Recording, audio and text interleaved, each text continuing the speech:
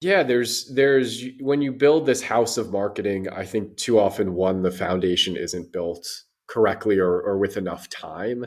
And you have to have the foundation. So for me, half of it is, are the pipes there to measure these things in the proper Mhm. way? So if you're using Salesforce or CRM system, every event you attend, do you have the proper mechanisms of capturing who you met at that event and trailing them across the journey of meeting, opportunity, conversion, etc. Same thing with anything, with downloadable white papers, with webinars. Do you have the infrastructure to actually know whether it takes a day or a year? Welcome to season 2 of the Let's Talk Marketing podcast, hosted by me, Katya Allison. Now, I've got a special treat for you for season 2. We're shaking things up a bit. We're going to do both audio and video for our introduction, obviously, as always, for the entire interview, and especially for the key takeaways at the very end. If you prefer to watch over listening with your ears, go and follow the YouTube channel at Let's Talk Marketing Pod on YouTube. Now, if this is your first time listening, welcome. What is Let's Talk Marketing Podcast? What have you gotten yourself into? Now, through thoughtful interviews with top marketers, entrepreneurs, and thought leaders, I get to explore the latest trends, techniques, and strategies in the world of marketing. I'm here to offer you engaging and informative discussions to help you stay up to date on the latest trends and take your marketing skills to the next level. Now, today, my guest is Keith Bendez from Linqia. Now, he is a seasoned marketing strategist whose expertise lies at the crossroads of marketing and technology, with a track record of spearheading sales and marketing strategies for global brands like Bud Light, Dove, and Microsoft. He brings a wealth of experience to the table. And as Vice President of Strategy at Linqia, he is at the forefront of developing innovative influencer marketing strategies that deliver tangible business outcomes. Now, in this episode, we will dive into the evolving landscape of marketing, unpacking the power of content, events, and influencers in driving engagement and conversion. In this episode, we're covering influencer and content marketing insights. So let's get to it. Let's talk marketing. Keith, welcome to the Let's Talk Marketing podcast. Super stoked to have you on here today. Thanks. I'm excited to be here. All right, we're going to dive into it. This is the part where I like the audience to get to know you a little bit. It is a marketing podcast, so I'd love to hear, what was your first marketing role, or what you would categorize as marketing? And I say it that way because sometimes people surprise me and they will tell me a marketing role that is not traditionally viewed as marketing. So what was your first marketing role? The true first one I feel like is probably will explain a lot about me is when I was very, very young, I was the one selling all the stuff on the block, like always coming up with something to sell, always pushing things. Any parent friends, if you see me coming, clock the doors, I'm selling Watch something, out. watch out. So that was probably the first time I started marketing is, you know what, I could build some fires and put some things around the neighborhood. And you Yeah. started to learn that sales is a product of marketing and that selling is much easier when you do marketing. So I think that's where I actually started to learn what the role of marketing was. The first official job was probably, when I was really young, I was doing sports marketing for a company Mm, and we were trying to do athlete partnerships at that time. And so it was a combination of finding athletes who would want to talk to us, again, back to this foreshadowing to the influencer world I operate in today, and then yeah. finding brands that would want to work with those athletes. And I learned a lot about brand equity and how to match that equity to a persona and how to find Yeah. people who represent a brand in the right light. And so it was a precursor, probably this was way before Instagram and influencer marketing, but it was a precursor to what was to come of human partnerships at very large scale. So learned a lot there. Then honestly did sales most of the rest of the way and came back into marketing in the last few years, but it's been a combination of sales and marketing my whole career. How interesting that you started traditionally when we're looking at marketing and sports marketing. I bet like you're taking a look at what's happening with NIL over the last couple of years and Mm. such a with such a different lens, knowing like where athletes were, like professional athletes were, right? Yeah. Yeah. I think at that point you had spokespeople, and they were Yeah. spokespeople, and everything was so controlled and such an image that was crafted. And it's been really interesting to see how, one, how organic it has become and less crafted and Yeah. scripted, uh, and just more social first, and then how young and how different the persona is when you talk about Yeah. athletes and you talk about students and how you partner with those people more effectively. But I don't know, it's a hot topic. It's a polarizing topic. I'm a fan of NIL. I think these students should have been making money a long time ago. So Oh this is yeah. way overdue. But we even had an interview a few weeks ago for Olympics partnerships, and Yeah. Michaela came on, who was the ex-Olympic athlete, and she was talking about how she missed it. She could have made Yeah. so much money, and then she missed it. And so I'm really happy for all the athletes today, and I shed a tear for the ones who missed the NIL That's true. days. It'll be interesting to see just kind of the evolution of that. Now, that's Mm-hmm. where you started, from, forcing people to lock their doors while they saw you walking down the street to where you are now. So, what are you currently doing? Yeah. So today I'm at Linqia. So Linqia is a large influencer marketing agency, really focused on helping brands scale their influencer investments. So more of the larger brands doing bigger scaled work in influencer marketing. And my role is interesting because I run strategy, brand strategy, and I run marketing. And so for brand strategy, I'm working with really large brands doing large scale influencer marketing activations. And these are B2C brands, Yeah. but I also run a marketing department at a B2B company. And so we have all the B2B principles, and we're operating as a B2B marketing company, marketing Linkia to brands and agencies. Yeah. But I'm also helping all of these B2C brands doing their large scale influencer activations. So getting to flex both sides, which is actually really nice. Yeah, it's a very right and left brain, right? If we split Mm-hmm. those kind of two worlds in half. Now, what about what you're currently doing? Do you love? But also be prepared because I want to know the other side of the coin too. If there was anything you could pluck out of it, what would you pluck? So let's start with the positive. What do you love about what you're currently doing? I love content. I really do. And it's a good thing I Mm, think I'm at an influencer marketing company then. And I love that we're in an age where content is coming back to the forefront. We had the yeah, programmatic years or era where it felt like everything was going towards performance. And it really feels like everything is back to creative and content now. And I think that's an amazing thing. And so the fact that I get to work in every facet of content, from creator partnerships and creators creating content yeah. to Linky as a company creating content, I co-host a podcast. So content is such a passion, and I get to do that every single day. So that's by far the thing I love the most. And then obviously working with incredible teams. I love being surrounded by smart, intelligent, hardworking people, and we have them in spades here, which is nice. That is nice. Now, the flip side of the coin, what, if anything, could you pluck out? What if anything could we pluck out? Listen, anyone who's in B2B knows how lead gen B2B is. And so there's an element of attribution that has to exist if you understand business principles, but hard to make part of marketing. What's the famous Mhm. line? 50% of my marketing works. The trouble is I don't know which 50%.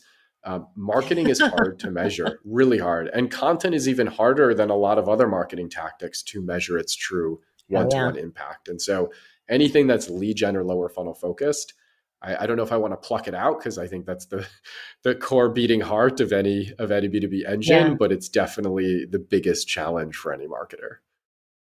Well, I think it's always having to prove that it's working, because you know that it is. It's driving things. It's what you see when you're walking down the street. It's what you read. It's what you're Mm. scrolling through on your phone. It is the thing that engages you into actually, taking that action that it's beyond lead generation, right? Like it's taking that Yeah. action. It's creating demand gen, but it's not traditionally seen as demand gen. But we'll dive into that. If I don't stay on track, we'll talk the whole time about that part. But I do want to know, especially, I'm really curious because you are in the influencer space, how Mm. you're leveraging social media to just kind of keep up on the trends. Are you leveraging any social networks for an education, inspiration, or dare I say, entertainment Yeah. kind of way? In one sense, I feel very honored and blessed that we are partners with all the social platforms as a company, and so we get really Yeah. amazing reports and insights and trends updates, and so I get a lot of it in my inbox, which is fantastic. I am a very very big reader, so I subscribe to Mm, between 5 and 10 publications that do either weekly or dailies, and I read them every single day. I think it's really important to get in a groove, so I try to set the same time every day, create the same yeah. environment for that reading to happen, and then you do it a couple of weeks, all of a sudden it becomes a habit, and it's a big part of my daily flow. I co-host a podcast every other week. Love podcasts. I don't know how you feel about yours, but part of me loves it because it holds me accountable. Where every other week we're Yes. going to talk about things in the news, so I better know what's happening in the news. Hmm. And then yeah, I like to play in the social platforms too from an entertainment perspective. My wife would make fun of me for saying that because my feed on TikTok is all like financial advice and real estate investment and like marketing tips and tricks. She's like, this is the opposite of relaxing. What are you doing? But I love that stuff. I think it's so interesting. Well, it doesn't surprise me that you like to read if you're a big content guy, right? Like it is Mm. what you gravitate towards. And I think like you're consuming it in multiple ways. I really like the creating the habit of keeping up with like actually reading the things. Like if you really think about it, it kind of it's a little old school if you think about it, because I Yeah. think of like when my dad would sit and he'd read the paper with his cup of coffee, right? And I Hmm. have aunts and uncles that would read like literally front page to back page of the newspaper. So I think it is really leaning towards that. And we can still have that. We can still consume content in that way. Now it's just digitally, right? Well, do you do most of yours through audio format? Do you read? Is you reading newsletters? How do you I stay do. up? I actually do the mix because I'm also such Mm. a content consumer. I'm obsessed with content. Um, because I also find it a source of inspiration as well too, right? There's nothing like Yes. getting a really well-crafted newsletter. Where are they pulling it from? How do they Hmm. also position the content in the newsletter to get me to click? Because I don't click through every single one, but there's enough information so that I know what I want to click into, and then I go down like the rabbit hole. But I'm huge in audio as well too, because audio Yeah. I find like that's a hack for me because I Mm. can listen while I'm doing anything, while I'm getting ready for work. Like finding those podcasts I listen to. Oh my gosh, his name is going to leave me now because I'm on the spot. But like there are some podcasts that you can listen to because they every day they're pushing like a little snippet of content out, right? Or even like Yeah. a LinkedIn live Mm. or a LinkedIn event at another country that is at the same time that I'm getting ready. So I love the combination of that. And I'll be honest, I'm still old school. I still like to get books and like be Yeah. able to sit by the pool. And I'm that dork. I will sit by the pool and read a marketing book and feel totally relaxed by it. There's something very therapeutic about being able to highlight and like write on like the pages. It's yeah, I totally love it. So for me, it's a Yeah. combination of it. That's great. I like you and I are similar that we both really enjoy it. But lately Yeah. I have been trying to say, does every second of my day need to be hacked? Because I'm the same way. I'm walking my daughter in the stroller and Totally. I'm like, perfect, 30 minutes, I could get a podcast in. It's like, you don't Yes. need every moment of the day to be hacked. And I don't have the data, but I feel like 10 years ago, it probably my Spotify was, or my time was mostly music and Yeah. no podcast or anything. And now it's the flip side. And sometimes we do Yes. need to take a beat. We're marketers. The best ideas, the best thoughts come from moments of quiet.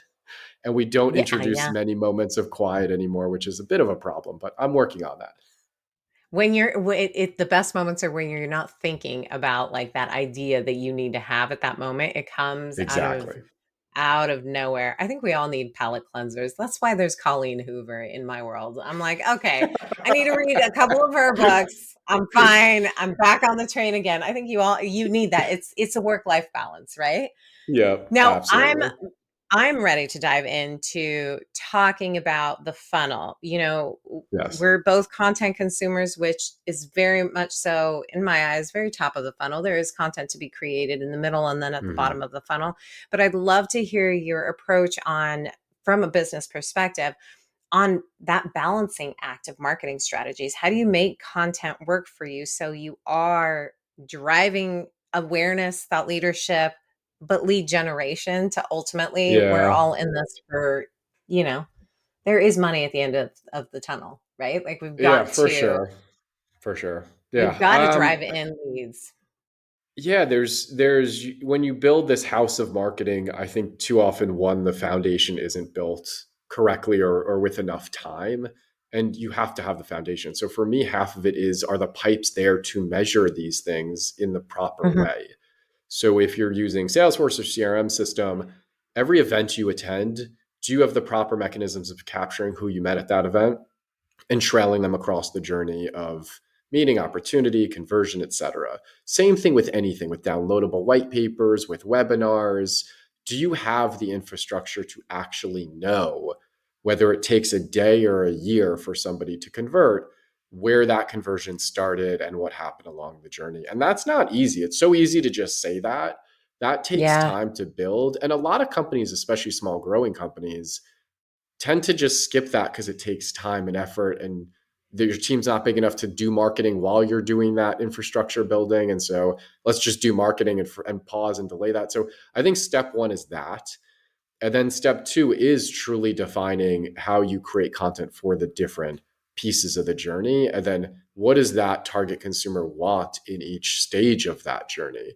It's great to talk about thought leadership and be looked at as a thought leader as a company, but you can't just do that all the time. If there's no product and service differentiation Yeah. messaging that drives people to know what your company actually does and how they could get involved or sign up or get a demo or whatever, you can get all the views and likes and comments and features you want. If it's all, very upper funnel equity, it's not going to help you. So I think it's the building the pipes and then doing the proper definitions, and really knowing who your consumer is and not guessing at who that consumer is. The more you know about them, the easier it is for you to just create for them.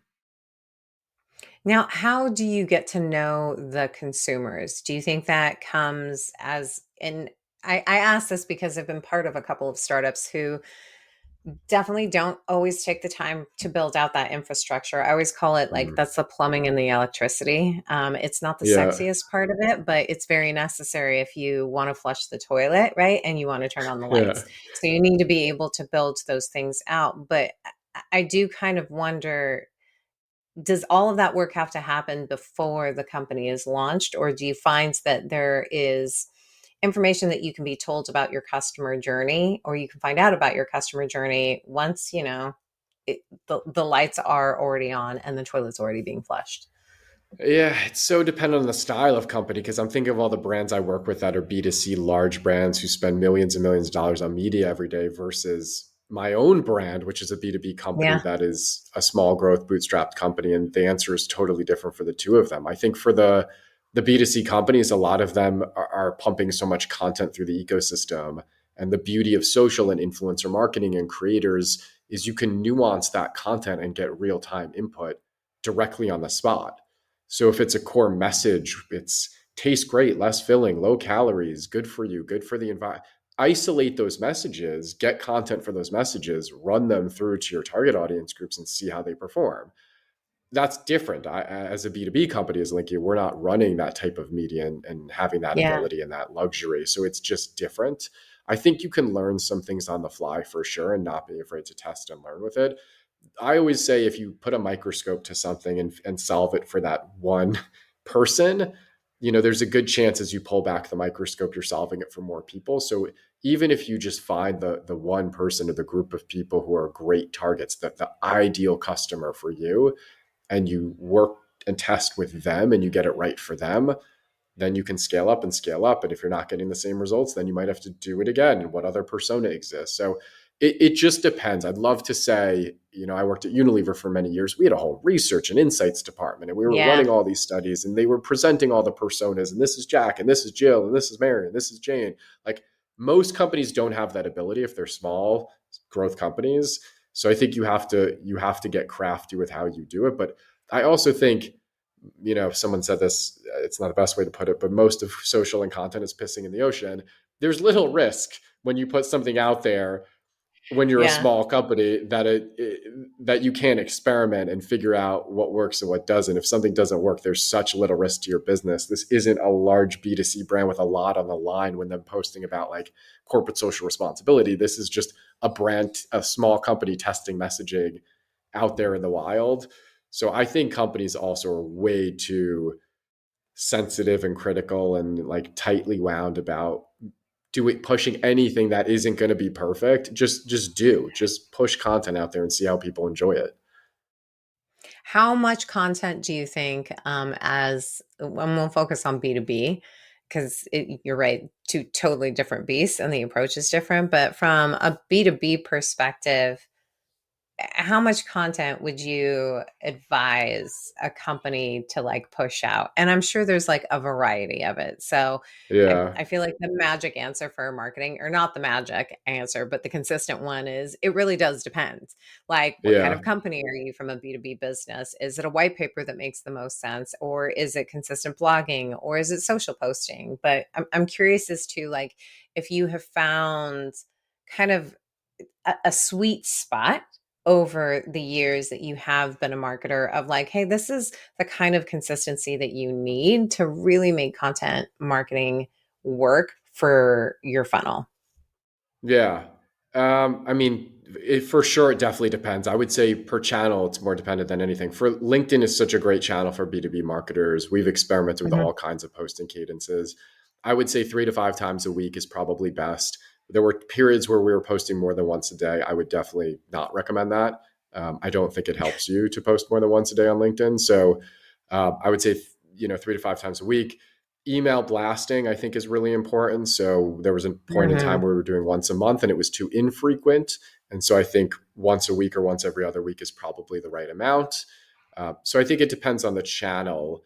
But my philosophy is when you're newer to it, and some people very much agree with this, some people very much disagree with this. I try to boil the water and just really crank a lot of content out and just let the Yeah. numbers speak for themselves. If you're doing a product release twice a month and it's diluting the value of a release, stop doing it twice a month. If you could get more Yeah. coverage from once a quarter and make it bigger, do once a quarter and make it much bigger. So I think it just depends on the flow that works best for you, and be honest about how you're measuring, because I think too many people just create for themselves. They see it, they like it, that translates to it works in their mind, and there isn't a rigorous approach to how it's actually being measured. If you're measuring everything pretty consistently, you should be able to see it. Even on LinkedIn, think about how simple and easy these tools are. You could sort every post for the last 365 days by impression or engagement and very quickly Yes. see, are the top 10 all a similar style or a similar thing? And sometimes it's a hack, and you don't want just to Yeah. do a hack. I could grow my Yeah. personal LinkedIn following exponentially every day if I do certain hacks, but that hack doesn't Yeah. actually help me with what my goal is. So it's also being honest about what are you trying to accomplish, and is it really just followers and impressions, or are there other metrics that are judging success by? That's such a fair point. And speaking of metrics, because I do think that data is power.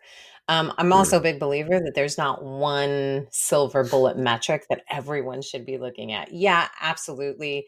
Leads tells you something, but how I got the lead is also part of the overall data story that you need to kind of take a look at. So I'm curious as to when you're evaluating how do I move things down the funnel, and maybe it's not how I'm moving things down the funnel, what are you measuring at each stage of the funnel, right? So top of funnel, what kind of key metrics would you say if there are these, I'm throwing out the number, top 5 metrics that you should be looking at to really measure like, hey, the top of funnel, what does that look like? Same for middle, and I think bottom of funnel is obvious, but I'm really kind of curious as to like those stages for you and the metrics that you're looking at. Yes, and again, just because I work with a lot of brands, it changes per the brand. I can tell you, for us Yeah. as Linqia, we have a pretty defined target market and an ideal customer Mhm. profile, and it's not millions of people; it's thousands of people. Maybe tens of thousands, but probably the core, if we're being honest, ICP is thousands of people. So for me, a lot of it is what percentage of those thousands of people are in our ecosystem. Are they Mm, following our LinkedIn? Did they sign up for marketing email database? If we are saying anything as a company, what percent are we even reaching with what we say? And at the very minimum, at the top of the funnel, I'm just trying to get them to get our message. Are they yeah, actually seeing our message when we talk? And it's a great way to then focus on your penetration of the ideal customer profile is really the bottom line of how is that working. Now, from a metrics perspective, I think most of the other metrics get to middle and lower funnel. Obviously, we okay, want to look at all of the impressions and the engagements, but frankly, in a B2B audience with senior level people, 90% of them don't engage or like or comment on anything, but they're massive consumers of content. So again, it's just, are they getting it? Are they yeah, getting our stuff? I think when we go middle and lower funnel, there's a bunch of things we look at. So one is just conversations that happen, and conversations are valued differently. I want hands to be shaken. I think a lot more benefit happens in person. So tracking yeah, towards events and conferences. We run a lot of dinners and happy hours, and we do a lot of special creator events. We do platform partner days. So again, back to like how many of them are we meeting in person and shaking their hands is a yeah, big part of the equation. But a lot of it, whatever CRM database you're using, it does come down to how many leads were created, how many points of contact happen with that lead. We designate each type of conversation with a type of conversation. Was this more of a yeah, discovery discussion? Were you presenting capabilities? Was this about an RFP or a campaign? So type of conversation, and then all the way down to opportunities and then converted business. So I can see all of that in a marketing dashboard by everything we yeah, do. We go to an event in New York, I can see how many contacts were touched at that event, how many had meetings afterwards, how many turned into opportunities, how many opportunities closed, what's the value of that business. So I see the whole trail of everything we're trying to do in any vertical. And then you can start judging what is the best use of our funds. I'm obsessed with the types of contact right now. Mm. And I do think which just definitely leans into exactly what you said in regards to like in person and, shaking the hands, having that relationship. You're taking this qualitative and making it quantitative. And Yeah. that to me is such a hack. And most people don't know how to do it. I think also from an event perspective, right? We always lean into, and I am the first one to say this. I always feel like events from a B2B perspective, it is a lot. You are spending a Yeah. lot of money to go to a trade show, to put one on. I think from a branded perspective makes a lot more sense because you're at least building out your brand building, right? So there's something that you're Mm-hmm. feeding into it. You have a lot more control over it. But like trade shows, for example, those are such a heavy investment, right? Oh, Dollars yeah. and like manpower. So being Yeah. able to categorize the types of conversations you have and like tracing it back to the value of it, I think leans into like, oh, this is the type of event we should be going to because these are the types of conversations we know lead to eventually, Yeah. depending on your sales cycle, that kind of, it leads to a closed one opportunity, right? Yeah. What else from an event perspective are you evaluating when you guys either put events on or go to an event? Are you looking at how many people potentially attend the event as like Mm-hmm. a form of like kind of exposure, or are you taking in social? Are you taking in just conversations? Because you can't scan everyone's badge. So I'm kind of Yeah. curious how you measure, event ROI. So, and it will owned events versus attended events, attended versus sponsored. I think we treat those things a little bit differently. So it depends on the Yeah. style of event. I think we're trying to extract value off of every piece of the event. So there's the pre-promotion of the event, which is content. There's the Hmm. live content at event. There's the post content and learnings and reports and insights post event. And so that packages up to a lot of content value. And so there is a Yeah. value of that, especially you talk about can and possible in these big events. There's the FOMO element, there's the being a part of the biggest stages. Like that stuff really, Yeah. really matters. There is the speaking part of conferences. So we speak at a lot of conferences across the country. There is a lot of value in that. You're reaching basically everybody who attends your session and that has a lot of value. You're recording that ideally and using that as an asset post. You're taking Yeah. capture of real time and posting it and getting that value of the real time. So content is such a massive part of the equation that I try to make it where if you didn't meet a single person at the event, it still is a great ROI because we took advantage of every part of that event to drive results for us as a brand. So that at a very minimum is how I think about every conference we attend. If it's a total flop from meeting people there, we're still going to make this incredibly valuable. And then anyone we Mhm. meet is icing on the cake. In terms of meeting people, I think part of it is also when people attend conferences, they need to know what they're there to accomplish and do. And they're not there to hard sell people on a service. So at the end of the day, if we can capture pain points of companies that matter to us in our ICP, that's number one priority. And then we can Mm. offer to help solve those pain points in some way or another. But if we don't really understand the pain points they're having in, for us, influencer marketing, we can't solve something we don't understand. So take the pressure off of like all the things you could ask and extract and drive towards lower funnel. If you just get that information on that brand, Yeah. that's a win. Come on with that, that's a win. Anything else is just gravy. And so also making the people who are there understand what their mission is, what their role is, what success looks like, I think is really Yes. important. And then frankly, the number one thing by far with events is where most of the value falls off is the non, action items and follow-ups of people not really following up with effective messaging and giving value in the follow-ups. If you're a buyer, so to speak, at events could be a bit of a drag. You're getting hounded by every seller and Yeah. vendor who does offer That's something to right. you, and all of the follow-up looks the same, and it's exhausting sometimes. I was on the brand side for many years, I know. So if you could really deliver value and post follow-up without asking for really anything in return, and again, you're bringing them down the cycle. It's different in an event when you know the person, they're a client, versus this is new business. I think as long as you can usher them a little bit down funnel, like don't worry about it. It will come in time. Get them into the Yeah. ecosystem, make sure they're getting that weekly email blast, make sure they're part of our podcast and they're getting our roundups and our newsletters. That will help you immensely to take the pressure off of you needing to have a lot more combos with that person. I couldn't agree more. I love that.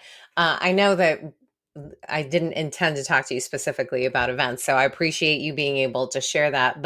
And it is because I think at every company I've been at, events is so huge. So I like that you're thinking Mm, about it from a holistic perspective. I'm not just going to an event to have a booth. Like if we're going to go to an event, we're going to go to an event and we're going to yeah. show up, which I think is really key. There's a whole event marketing is a strategy and there are multiple tactics that feed into that, which I think leans into like how we're moving people down the funnel, right? If I'm just focused on events, I look at that like it could be potentially the first exposure, but all of those other touch points that you're talking about are those tactics that move people down the funnel. Do you think that Yeah. there is a do you always do well, always is really specific, but would you say that you should be doing that combination of web, social, email, like, in person, all of those things are the tactics that you need to move down the funnel, or would you put more weight on one over the other?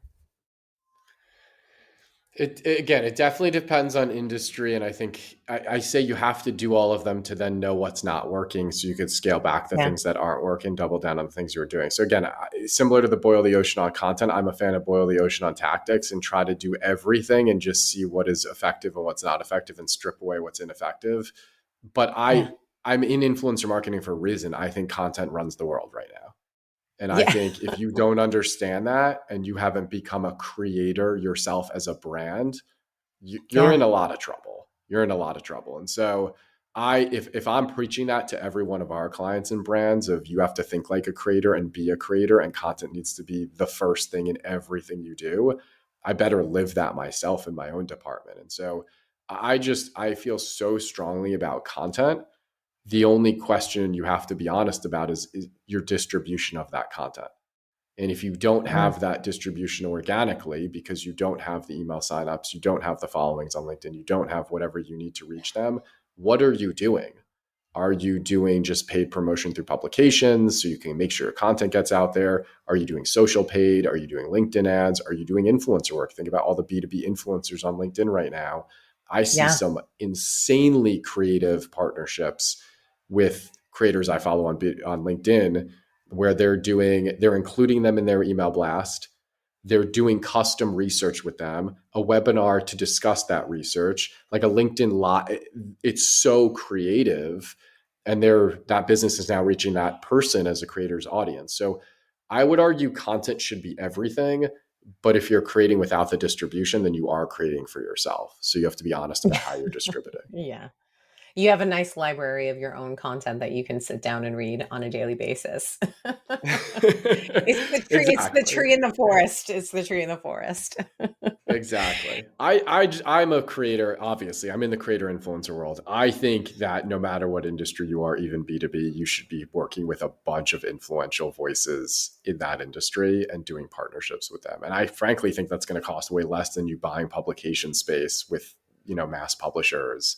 I certainly believe in what we're telling our own clients to do it ourselves. Yes. I what I like about what you said is influential influential people, right? I think there are a lot Mm-hmm. of times, especially in the B2B space, and honestly, actually all over the place, there is this negative connotation about influencer and what that looks like. But truly, Yeah. what you're looking for are influential people. And I think you hit the nail right on the head. From a B2B perspective, there are a ton of people. They call them key opinion leaders and somehow think that they live in a different world because you're not calling them influencers. But key opinion leaders are influential people in the area Yeah. that you are in. And whether you like it or not, that's influencer marketing, right? I mean, like you can get Exactly. so bogged down by semantics. And I just think B2B needs to get over it. That's what I think. Agreed. Um, I because I think totally that you're agree with that. right. Yeah, that influence goes such a long way. I could be screaming at the top of the mountain, like how great my brand is. But doesn't it mean something different when somebody else in the community says it about me? Right? Yeah. Like, I think it makes such a huge difference. I could probably talk to 100%. you all day about content marketing and creators as well too, and moving things down the funnel and what we look at. I appreciate everything that you've shared. I have one final question for you just to kind of wrap things up. And my final question is, if you knew then what you know now, what is the marketing or non-marketing advice that you give to yourself? It's a really good question. Probably understand and don't underestimate how much of marketing is actually sales. And I think a lot of Mm, marketers, because I used to recruit a lot from schools, especially when I was at Unilever, a lot of marketers think of sales in this weird negative light. That's almost the dirty word of sales. And in this yeah, stage in my journey, I don't know how you could be an effective marketer without having done a sales job, or at least having a really deep understanding of how sales works. And so I think yeah. I would have told myself back then, embrace and go deep into sales and understand the ins and outs as early as possible, so that you could be a better marketer later. Ooh, that one hit home because it is so true. I've done the sales position and it does make a difference. All of a sudden there's an empathy that you build into it, but there's that learning that you're talking about as well. It makes a huge difference. Well, I Yeah. appreciate you coming on here, Keith, and sharing all of your knowledge, dropping your knowledge bombs on us. Thank you so much. Yeah. Thank you for having me. This was a ton of fun. Now, that was an amazing episode. So many things resonated with me, right? So I'm going to dive right into the key takeaways for you. Because, of course, as always, I've got three of them. And because we're now doing audio and video, I wanted to make sure that I had my notes to the side and didn't get distracted. So, my first key takeaway: content is king, but it really relies on distribution. Now, content is the lifeblood of marketing, but it's only half of the battle. Without really effective distribution, even the most compelling content can really go unnoticed. It's not just about creating content, it's about ensuring it reaches the right audience at the right time. So, for that, experimentation is part of it. I almost think that it's key, but it's not really key, right? It is part of it. From social media to email marketing, you kind of have to test different distribution channels to understand what's going to work for your audience. And I think that's also why I say it's a bit of experimentation. There is no one size fits all for distribution for, I've got a blog and this is exactly what I want it to do. It can be a big journey of just kind of trial and error, but with each experiment, you gain valuable insights about what your audience's preferences are and what their behavior is. How do you know if your content is working? You've got to really analyze that performance. Keith kind of emphasized this, and he talked about having just honest measurement of the performance, right? Because it's not enough, like I said, to distribute the content. You have to actually track the performance. And by analyzing the metrics like engagement rate, conversion rates, like for, email marketing, you can rank conversion rates. Actually, you can rank it with anything, but I digress. But when you're evaluating and taking a look at those numbers, you can fine tune and figure out like that secret spot, that secret recipe, that sweet spot. That's what I want to say for your distribution strategy and really maximize your impact. Ultimately, content and distribution are like two sides of the same coin. They're inseparable yet distinct. And as marketers, we really must master both aspects to drive success. It's not just about creating great content, it is about ensuring it reaches our audiences effectively. And it resonates with them and it inspires action, because that's the key. If you can drive them to take action, that's ultimately what everybody is going for, right? Key takeaway number 2: in person can be high cost, but it can also be high value. Now, in-person events have always been a cornerstone of marketing. I actually think that every company I work at, especially startups, there's something about startups with this, but when you go in person, everybody really wants to do it. And I think also post-COVID, that kind of engagement is really key. But Keith brought a really fresh perspective to the significance of events. From his experience, I took away that successful event marketing isn't just about the attendance numbers, right? It's not just scanning the leads. It's about that meaningful interaction and the follow-up. His advice was avoiding hard selling, and that really resonates with me. Now, in my own journey, I've learned that in-person events are invaluable opportunities to build relationships, and they're not just sales pitches, right? By focusing on just kind of that genuine engagement and connection and understanding what the attendees' needs are, like why are they even going to an event, we can really learn to foster these long-lasting connections that drive ultimately business growth. You also have to be meticulous at planning the event and post-event follow-up. I mentioned that at the beginning. Now, Keith really reinforces the idea that the real value of events lies in those kinds of details. From pre-event content creation to thoughtful follow-up strategies, every stage of the event life cycle really contributes to its success. So it's not just going to an event, right? It's the before, the during, and the after. And as marketers, we really must approach events strategically, treating them as extensions of our brands and opportunities to make that meaningful connection, meaningfully engage with someone. And by aligning our event strategies with our broader marketing objectives and focusing on building those authentic connections, we can unlock the full potential of in-person interactions. Now we can have a whole other podcast on measuring the success of an event and or those relationships. So notice that my key takeaway was really focusing on the fact that it can be valuable, but there is a whole other conversation about how we can really measure the success and show ROI, especially to executive leadership. Key takeaway number 3: matching content along the customer journey drives that impact. Now, in this episode, Kevin touched on understanding the customer journey and how that should shape your content strategy, a concept that I feel deeply in my soul. Now, his insights also really pointed towards the need for authenticity and alignment with audience needs throughout the content creation process, too. Now, I've found that creating content tailored to each stage of the customer journey is really key for driving engagement and conversion, right? Because we want to drive our audience to take a specific action, whether it's a sale, whether it's a sign up, that you want them to take that action. So you have to take a look at the performance of that content during the journey. That can tell you just as much. Don't be afraid to pull something that, while super cool, is just not doing anything for your audience. Remove your ego from it.